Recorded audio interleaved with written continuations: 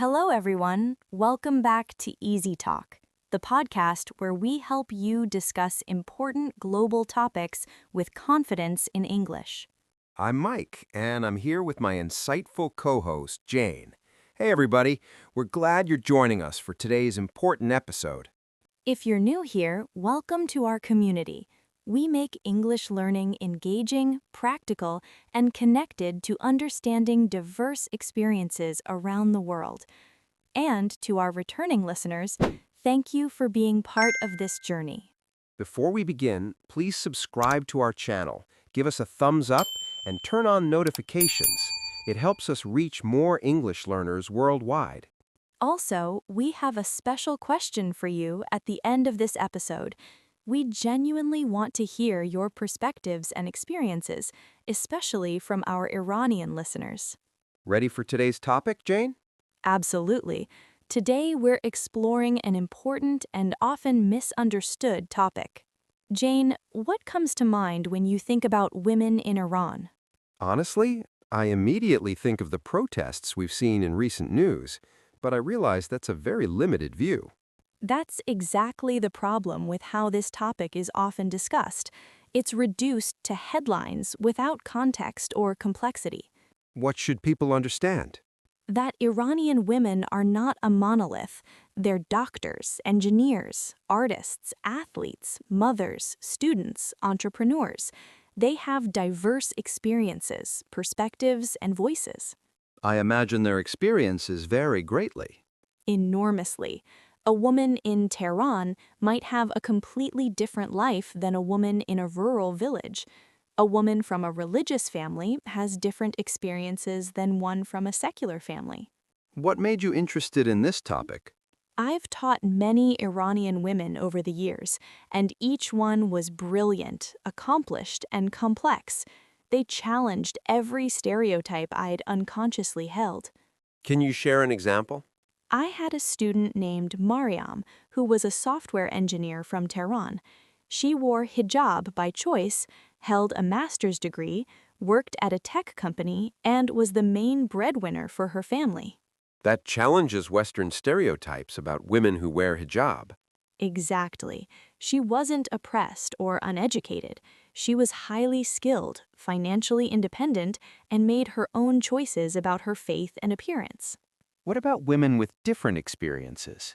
I also taught Lale, who had left Iran because she felt restricted by mandatory hijab laws and wanted more personal freedom. Her experience was equally valid. So both experiences exist. Yes, and that's what we need to understand.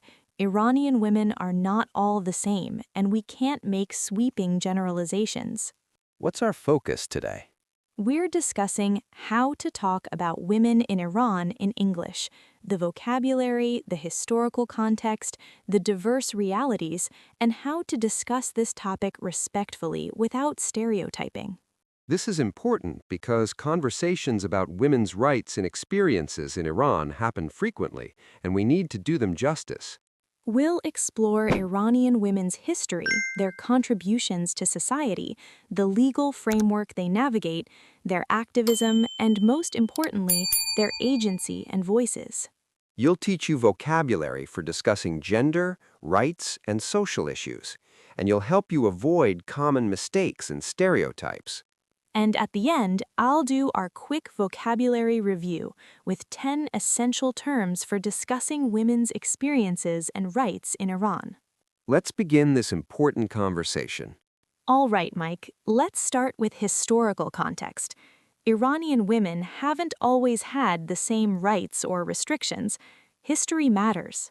What's the historical background? Women in ancient Persia had relatively high status compared to other ancient civilizations. Persian queens like Atasa and Purandakht had significant political influence. Really? I didn't know that. Yes, and in more recent history, Iranian women were pioneers in the Middle East.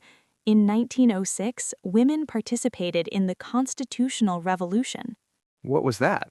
It was a movement for democracy and a constitution in Iran. Women weren't just passive observers, they actively participated, organized, and contributed financially. When did women gain formal rights? Gradually, throughout the 20th century, in 1963, women gained the right to vote and run for parliament under the Shah. This was earlier than in some European countries. What about education? By the 1970s, Iranian women were attending universities in significant numbers. Tehran University and other institutions had female students in medicine, law, engineering, and sciences. So women were educated professionals. Absolutely. Iran had female doctors, lawyers, judges, engineers, and government officials. What changed in 1979? The Islamic Revolution brought significant changes. Some laws expanded women's access to education and healthcare in rural areas, while others imposed restrictions like mandatory hijab and limitations on certain professions. That sounds contradictory. It is contradictory, which is why Iranian women's experiences are so complex. The post-revolution government invested heavily in female education, including in rural areas. Female literacy rates increased dramatically. But there were also restrictions? Yes, mandatory hijab became law. Women faced restrictions in some legal areas, like divorce, child custody, and inheritance. Some professions had limitations. How do Iranian women navigate this? With incredible creativity, resilience, and diverse strategies, some work within the system to expand rights. Others challenge restrictions through activism. Many negotiate their daily lives, balancing legal requirements with personal choices. Let's talk about education. What's the current situation? This might surprise people. Iranian women are highly educated. Over 60% of university students in Iran are women. Wait, really? That's higher than many Western countries. Exactly. Iranian women excel in STEM fields, medicine, engineering, humanities. This has been true for decades. So the stereotype of uneducated, oppressed women is completely wrong. Completely. Iranian women are among the most educated in the region. They dominate universities despite facing other legal and social restrictions. Why the high education rates? Multiple factors. Iranian culture highly values education for both genders. Families prioritize children's education, and frankly, education is one area where women can excel despite other restrictions. What fields do they study? Everything: medicine, engineering, computer science, physics, chemistry, literature, law, social sciences. Iran produces highly qualified female doctors, engineers, and scientists. What about work? Can they use their education? This is complicated. Women can work and do work in many fields. Iran has female doctors, professors, business owners, and engineers. However, they face challenges like gender segregation in some workplaces, restrictions in certain professions like judgeship, and social pressures. So they're educated, but may face barriers to using that education. Sometimes yes, though many women do work successfully. It depends on the field, the family, and the individual circumstances. Let's talk about Iranian women's contributions to society. What should people know? Iranian women have contributed enormously to arts, sciences, literature, sports, and civil society throughout history and today. Give me some examples. In literature, Samin Behbahani was a renowned poet nominated for the Nobel Prize. Azar Nafisi wrote Liberating Lolita in Tehran, which became an international bestseller. What about sciences?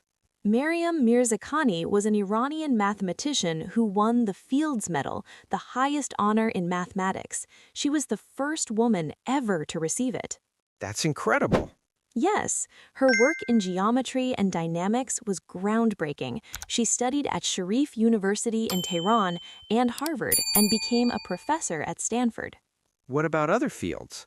In film, directors like Samira Makhmabal and actresses like Golshefta Farahani have gained international recognition.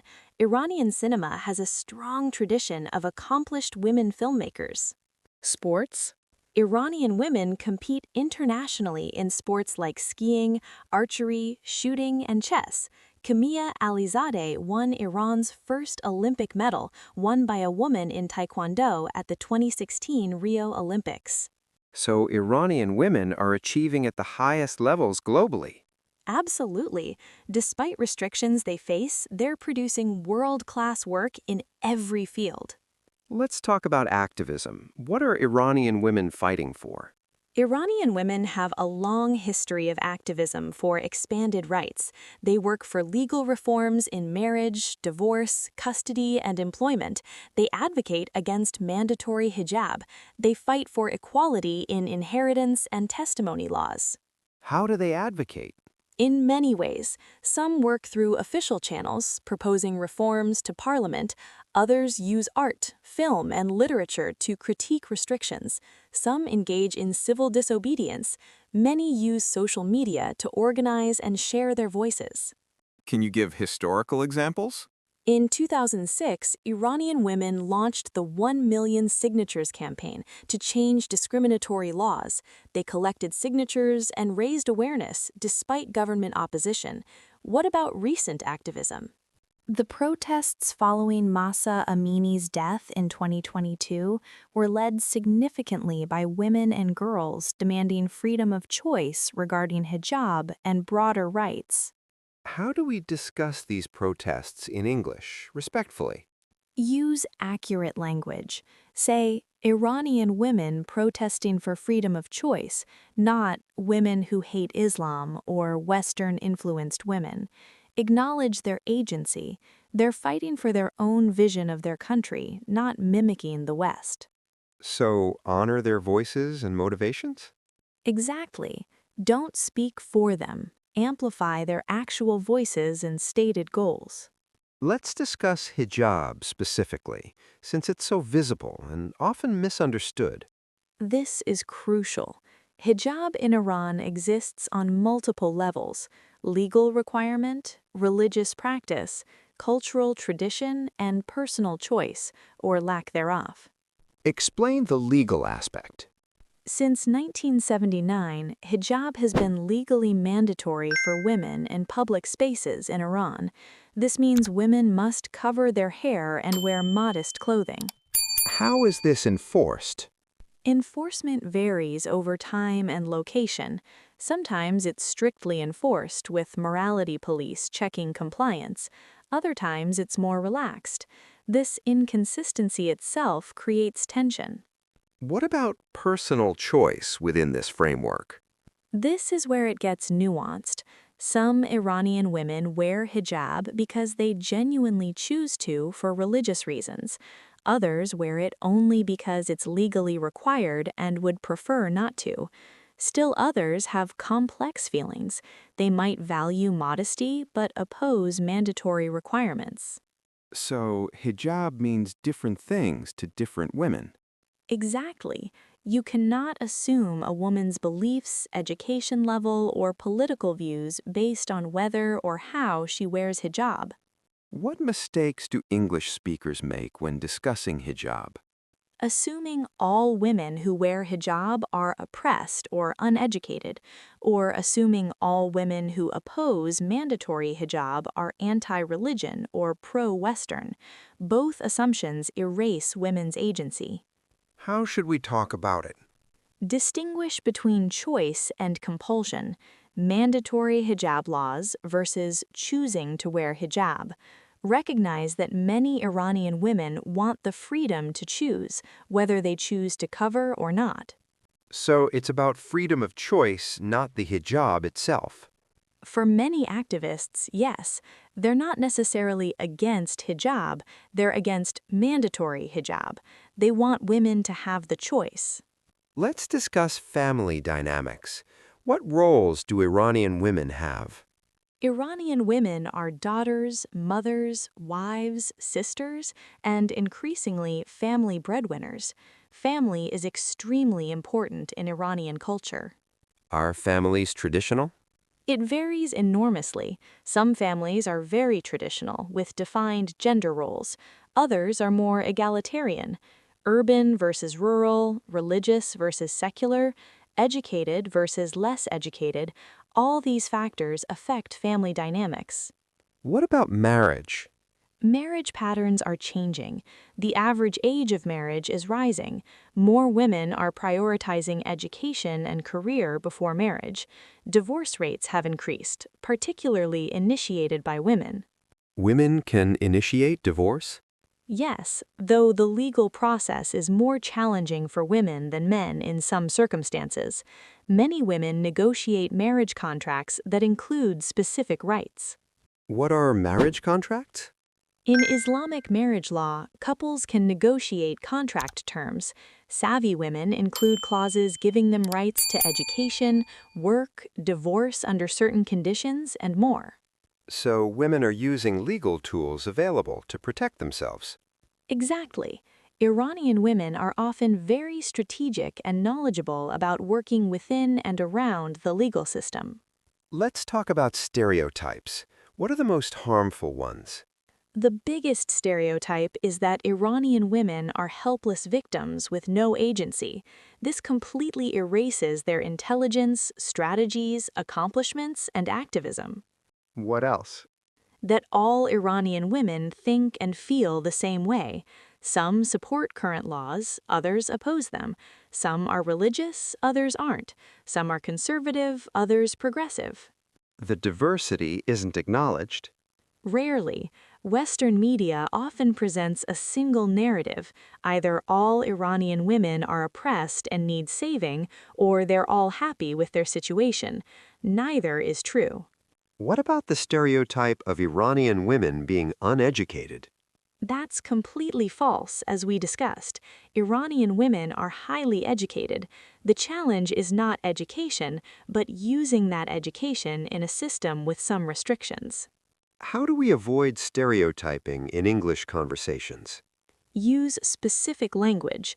Don't say, Iranian women are oppressed. Say, some Iranian women face specific legal restrictions, or Iranian women have diverse experiences.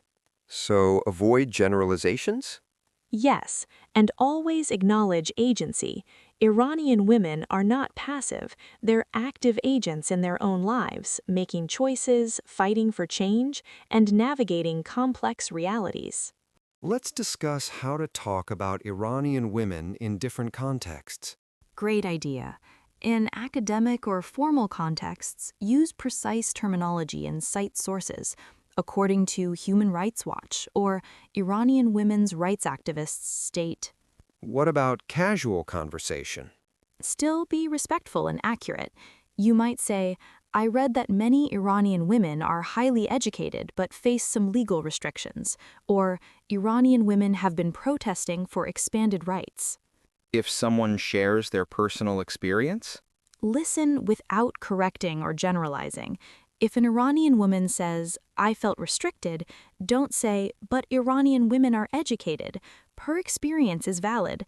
If another says, I chose to wear hijab and I'm empowered, don't say, you're brainwashed. Her choice is valid too. So honor individual experiences? Always. People's lived experiences trump statistics and generalizations. What vocabulary should we use when discussing women's rights? Agency means the capacity to make independent choices. Autonomy means self-governance. Empowerment means increasing someone's ability to make choices and control their life. What about oppression? Use carefully. Oppression means prolonged, cruel, or unjust treatment. Some Iranian women experience this, but not all. Be specific about what you're describing rather than labeling all women oppressed. Restriction? Restriction is often more accurate. Restrictions on women's dress or restrictions on women serving as judges describe specific limitations without making sweeping claims. Let's talk about intersectionality. What does that mean? Intersectionality means recognizing that people have multiple identities that intersect: gender, class, ethnicity, religion, education, location. How does this apply to Iranian women? An upper-class, educated woman in Tehran has very different experiences than a working-class rural woman. An ethnic minority woman faces different challenges than an ethnic Persian woman. Religion, age, family background, all these factors create different realities. So we can't treat all Iranian women as a single group. Never. Context and individual circumstances matter enormously. What about the diaspora, Iranian women living outside Iran? The Iranian diaspora includes millions of women with diverse experiences. Some left Iran decades ago, others recently. Some fled, others emigrated for education or work. Do they maintain Iranian identity? Often yes, while also integrating into their new countries. They celebrate Persian New Year, speak Farsi at home, cook Persian food, and maintain cultural traditions. What about their perspectives on women's issues in Iran? These vary. Some diaspora women are very vocal about women's rights in Iran. Others focus on life in their new countries. Some maintain complex, nostalgic relationships with their homeland. Let's discuss how Iranian women challenge stereotypes. Through excellence, visibility, and voice, Iranian women athletes competing internationally, scientists publishing groundbreaking research, filmmakers winning awards, they all challenge stereotypes simply by existing and excelling. What role does social media play? Huge. Iranian women use Instagram, Twitter when accessible, Telegram, and other platforms to share their lives, art, activism, and perspectives directly. So they're not waiting for others to speak for them. Exactly. They're telling their own stories in their own words. This is why following Iranian women on social media is so important. You get unfiltered perspectives. What can people do to learn more authentically?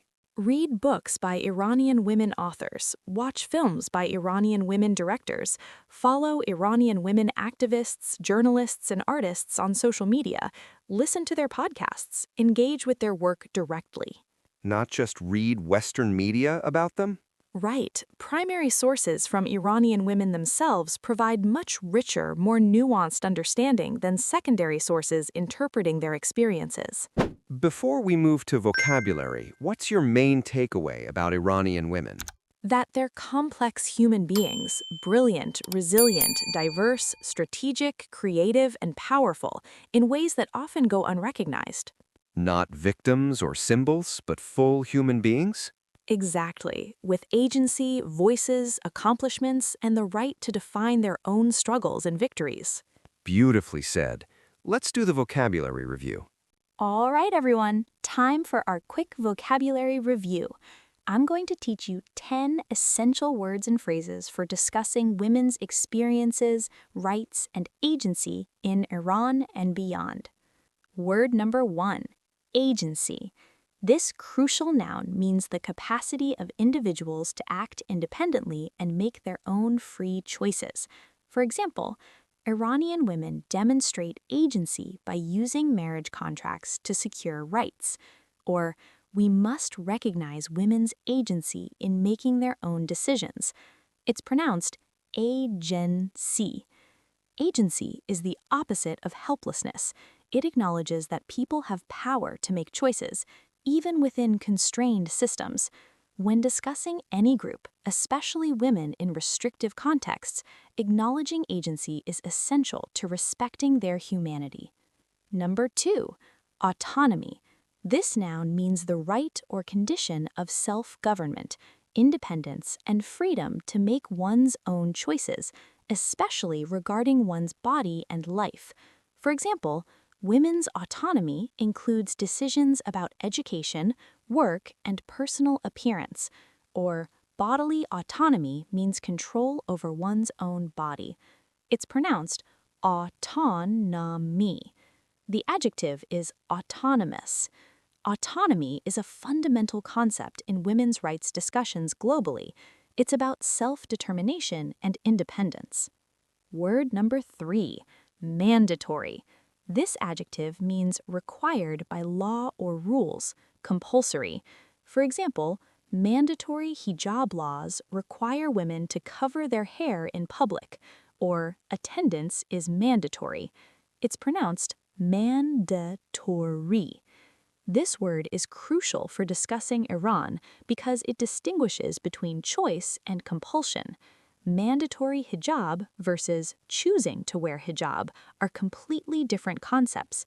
Mandatory means there's no choice, it's required. The noun is mandate. Word number 4, empowerment. This noun means the process of becoming stronger and more confident, especially in controlling one's life and claiming one's rights.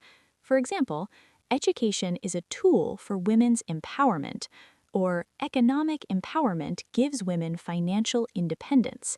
It's pronounced empowerment. The verb is empower. Empowerment doesn't mean giving power to someone, it means supporting them in claiming power they already have. It's about removing barriers and providing tools and resources. Word number 5, literacy. This noun means the ability to read and write or competence or knowledge in a specified area. For example, female literacy rates in Iran have increased dramatically since the 1980s, or digital literacy is essential in the modern world. It's pronounced literacy. The adjective is literate. Literacy is a key indicator of development and women's rights. When women can read and write, they can access information, education, and opportunities. Iran's female literacy improvement is a significant achievement. Word number 6, discrimination. This noun means the unjust or prejudicial treatment of different categories of people, especially on grounds of race, age, gender, or sexual orientation. For example, gender discrimination in hiring practices is illegal in many countries, or activists fight against discrimination in legal systems. It's pronounced discrimination. The verb is discriminate. Discriminatory laws or practices treat people unequally based on characteristics like gender. This is a key term in discussions of women's rights globally. Word number 7, activism. This noun means the policy or action of using vigorous campaigning to bring about political or social change. For example, Iranian women have a long history of activism for legal reform, or online activism has become powerful for raising awareness. It's pronounced activism. A person who engages in activism is an activist. Activism can take many forms: protests, petitions, art, writing, civil disobedience, or working within systems for reform. Iranian women employed diverse activist strategies. Word number 8, patriarchy.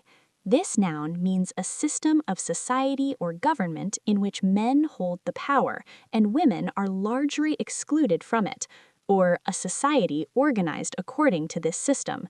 For example, feminist movements challenge patriarchal structures, or patriarchy affects both men and women, though differently. It's pronounced patriarchy. The adjective is patriarchal. This is a sociological term describing gender-based power systems. It's used globally to discuss gender inequality and is not specific to any one culture or religion. Word number 9, stereotype. We've discussed this before, but it's crucial here. A stereotype is an oversimplified, generalized idea about a particular group of people that's often inaccurate or unfair. For example, the stereotype that all women who wear hijab are oppressed is false, or media stereotypes prevent understanding of complex realities. It's pronounced stereotype. The verb is stereotype. Combating stereotypes about Iranian women require hearing diverse voices and recognizing individual experiences. Stereotypes erase complexity and humanity. And our final word, number 10, intersectionality. This noun means the interconnected nature of social categorizations such as race, class, and gender, creating overlapping systems of discrimination or disadvantage.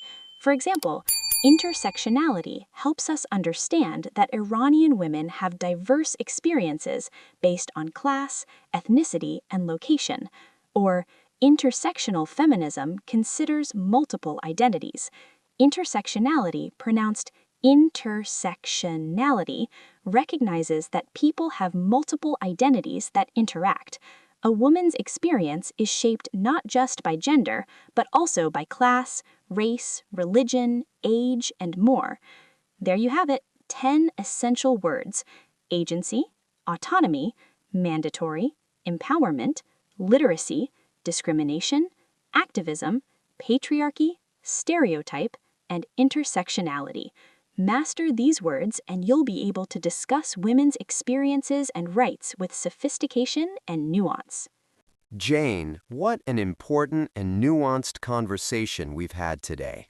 We explored the history of Iranian women, their remarkable educational achievements, their contributions to arts and sciences, their activism, and the complex realities they navigate. We emphasized the diversity of Iranian women's experiences and the importance of recognizing their agency and hearing their voices. And we gave you essential vocabulary for discussing women's experiences and rights with accuracy and respect. Now we want to hear from you. Here's our question of the day. Have you learned something that challenged your assumptions about Iranian women? Or if you're an Iranian woman or have Iranian women in your family, what's something you want people to understand? Share your thoughts, experiences, and perspectives in the comments below. We especially value hearing from Iranian women themselves. Your voices are essential to this conversation. If this episode helped you understand Iranian women's experiences beyond stereotypes or gave you tools for discussing women's rights respectfully, please give it a thumbs up. Don't forget to subscribe to Easy Talk and turn on notifications. We explore global topics that help you grow as an English speaker and an informed global citizen. Share this episode with friends, classmates, or anyone interested in understanding women's diverse experiences worldwide. Don't forget to follow us on Instagram, Facebook, and TikTok at Easy Talk Podcast for daily content on culture, society, and language learning.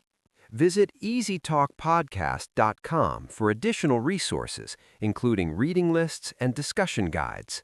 Before we go, we want to leave you with this thought. Behind every statistic is a human being.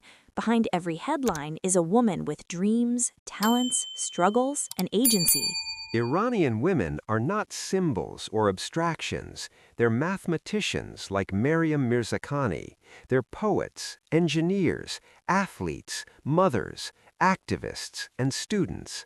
They're making choices every day within the systems they inhabit. They're fighting for the rights they believe in. They're raising the next generation. They're creating art, advancing science, and building businesses. When we talk about Iranian women, we must resist the temptation to speak for them and instead amplify their voices. We must recognize their diversity. Not all Iranian women think alike or have the same experiences or wants.